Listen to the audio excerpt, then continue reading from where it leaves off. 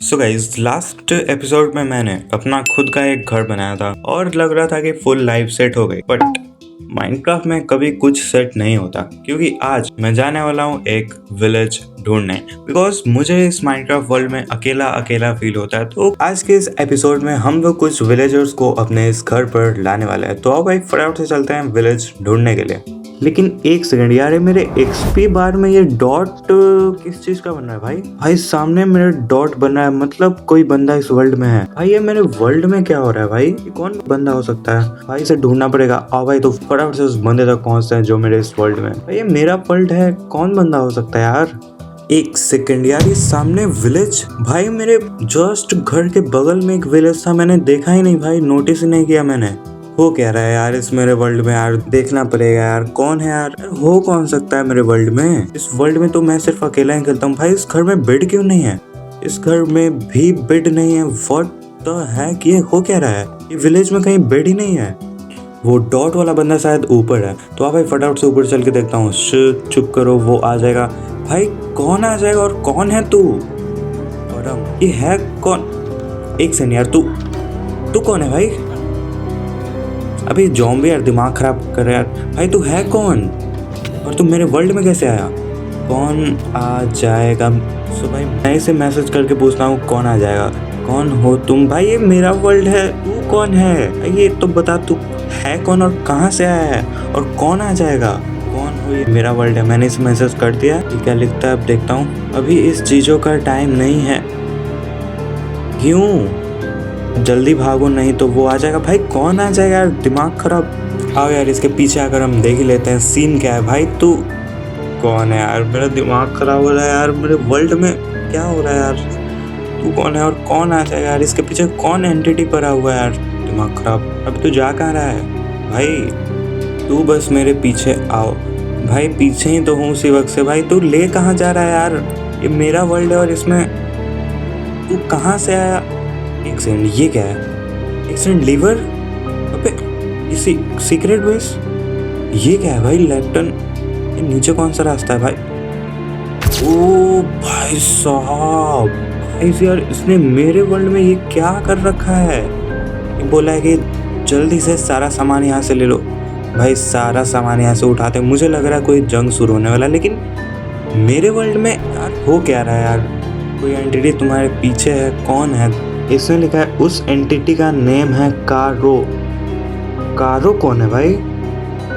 Story of कारो, ये कहानी है एक बहुत ही स्वीट और प्यारी बच्ची कैसेंड्रा की, जो बहुत समय से माइनक्राफ्ट को खेलना पसंद करती थी और एक दिन उसने वापस माइनक्राफ्ट खेलने के लिए अपना पीसी ऑन किया। कैसेंड्रा का माइनक्राफ्ट में हमेशा से ही एक ही गोल रहा था कि उसे एंडर ड्रैगन को डिफीट करना था और फाइनली माइनक्राफ्ट खेलने के बहुत दिनों बाद वो एंडर ड्रैगन तक पहुंची थी। लेकिन जैसे कि ये कैसेंड्रा की सबसे पहली एंडर ड्रैगन फाइट थी, वो अपने फर्स्ट ट्राई में मर गई और तभी उसके सामने रीस्पॉन वाला ऑप्शन आया, जिससे वो वापस अपने माइनक्राफ्ट वर्ल्ड में रीस्पॉन हो सके। और जैसे ही कैसेंड्रा ने वो रीस्पॉन बटन पे क्लिक किया, बट उससे कुछ भी नहीं हो रहा था। ऐसा लग रहा था कि उसका गेम या तो फ्रीज हो गया है या लैग कर रहा है, लेकिन एक्चुअल में ऐसा कुछ भी नहीं था, क्योंकि कैसेंड्रा काइंड ऑफ एक बहुत ही अजीब चक्कर में फंसने वाली थी, जिसका अंदाजा कैसेंड्रा को क्या, हम और आपको भी कभी नहीं हो सकता था।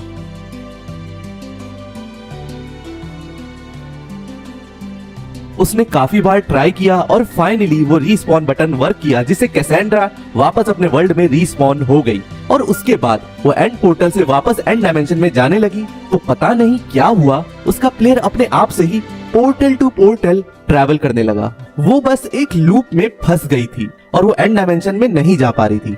बहुत बार ट्राई करने के बाद कैसेंड्रा फ्रस्ट्रेट हो गई और उसने गेम क्विट करने की सोची, लेकिन उसका गेम भी वहीं फ्रीज हो गया था। देन उसने अपना पीसी रीस्टार्ट किया एंड पीसी रीस्टार्ट होने के बाद भी उसका माइनक्राफ्ट गेम वैसे का वैसा ही ओपन था और उसका कैरेक्टर उसके माइनक्राफ्ट वर्ल्ड में जैसे का तैसा एग्जिस्ट कर रहा था, कुछ भी काम नहीं कर रहा था। कैसेंड्रा बहुत ही ज्यादा परेशान हो गई थी और उसके कुछ भी समझ नहीं आ रहा था।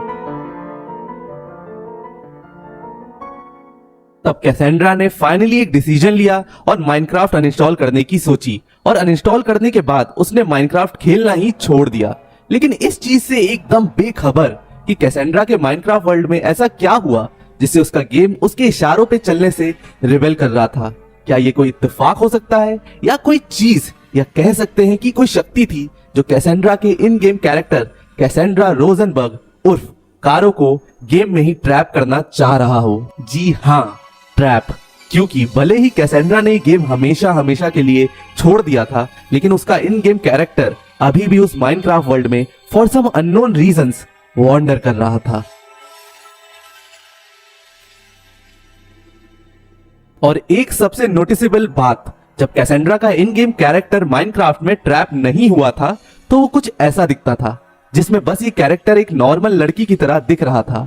लेकिन जब उसका कैरेक्टर गेम में ट्रैप हो गया था तो वो कुछ ऐसा दिखने लगा।